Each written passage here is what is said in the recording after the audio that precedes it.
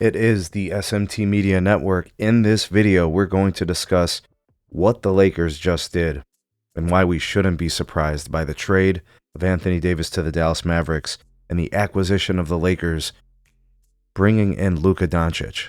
So what you got to do is you got to think about what the Lakers have been doing recently. If you take a look at the D'Angelo Russell trade, they returned Dorian Finney-Smith and Shake Milton. Right? If I'm looking at those players, Dorian Finney-Smith is, I guess, a power forward. He's a forward, right? He's a taller player, right? 6'7", 6'8", something along those lines. His position on the Lakers is probably power forward, right? He's playing the 4. If I'm looking at the construction of the Lakers, there's a lot of that. Jackson Hayes, Rui Hachimura, Dorian Finney-Smith. They have a lot of players.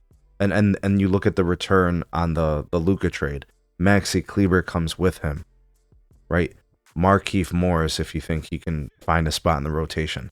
But they already have a couple of other, taller players, like Jared Vanderbilt's just getting back. He's a power forward too, another, 6'8" guy. And, 6'8" in the NBA is, you're playing power forward. This is not yesteryear where, your power forwards are 6'10". There's no type of obligation for height, but, forwards are forwards, right? And then you've got centers, okay? And they've got a couple of guys that are playing that position, namely Jackson Hayes. So, you look at the construction of the deal to move out D'Angelo Russell, get up out of a guard. You bring in Luka, he's a guard, right? Those things kind of make sense. The other piece to this, just based on the structure of the deals, is the fact that Rob Pelinka is moving in a way that is not pandering or catering to a certain player. I don't need to say his name, but he's moving in the best interest of the team and their future. Namely, when you bring up Luka, you're talking about a guy who's 25 years old and the best years of his career are in front of him, hopefully. At least that's the intention when you make a trade like this, getting up out of a perennial all-star and extremely skilled and talented player in Anthony Davis on both sides of the ball, right? You're giving up a lot. Now, Luka is a good return. There's nothing wrong with the trade.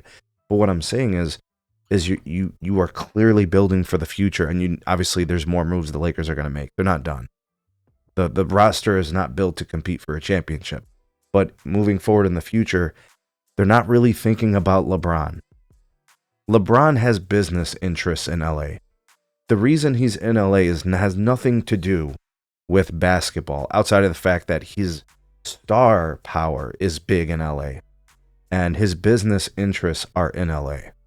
It's a match made in heaven when it comes to those things. But he's not in LA to win championships. If this was about championships, he'd be team hopping to whichever team has the best accrued level of talent. That's what that would be, So all I'm saying is this. This was a secret that was kept away from almost every player.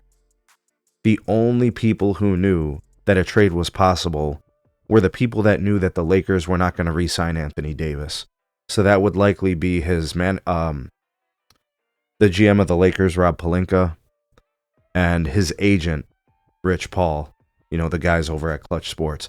They knew that AD wasn't going to be re-signed by the Lakers, which means there was always the possibility he was going to get traded. The thing is, the Lakers were never just going to give up AD for nothing, or for pennies on the dollar, or for 50 cents on the dollar. They were going to have to give up a star in order to receive the star. And that's what they did. Rob Pelinka is moving in a way that is in the best interest of the Lakers and their future beyond life with LeBron James. LeBron is 40. He is an aged former star, right? He is not carrying anybody to an NBA championship. He has moments where he shines, and he's still capable of having big games. But you're not building a team with LeBron in the forefront of your considerations on your roster construction. In fact, quite the contrary. LeBron is an ancillary piece on a playoff team, if you think about it, because that's what LA was. And Anthony Davis is him, people. And the Lakers weren't crossing the street, right? So you have a crappy coach. You got cornered into making LeBron put him in there and fire Darvin Ham. That was a bad decision.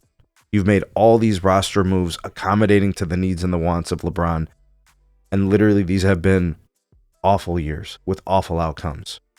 Now, getting to the Western Conference Finals against the Nuggets a few years ago, that's cool. But they got swept. That was a key indication that this wasn't going to work anymore. And Rob Pelinka knew that. And then they've been getting their ass kicked ever since. And the J.J. Redick experiment is a joke. Things are going to have to change in LA to make this team a viable competitor for a championship. I'll just go ahead and remind you. The Houston Rockets are here to stay. The Denver Nuggets are still really good. The Oklahoma City Thunder are them. And the San Antonio Spurs with Victor Wembanyama, how long do you think it's going to take for him to become the elite class in the Western Conference? The Lakers need something else. The whole LeBron thing, it's the past. It's a thing of the past. It's not doing anything for the organization anymore. Anybody who says otherwise is delusional and living in 2020. It's 2025. Wake up and smell the coffee. Rob Pelinka knows that. The Lakers know that. Hey, it's been a nice run, man. Shout out to AD. Got a chance to make an impact in Dallas and compete for a title. The Lakers, it's clearly about the future. The power's with the GM to make those decisions. I'm sure Clutch Sports and LeBron and AD and these guys, obviously they'd like to be in control and know what's going on. But the Lakers did what was best for them. And salute to the GM for the Lakers and the GM of the Mavericks for gaining control of their organizations.